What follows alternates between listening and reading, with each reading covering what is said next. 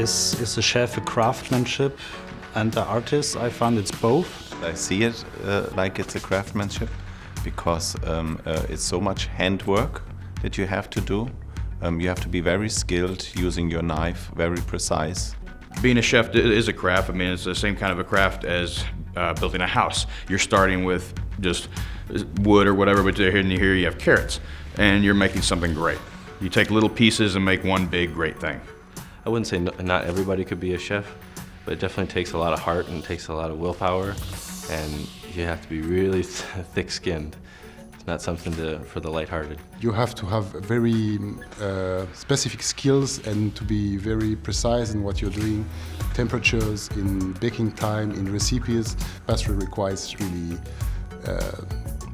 I would say, discipline.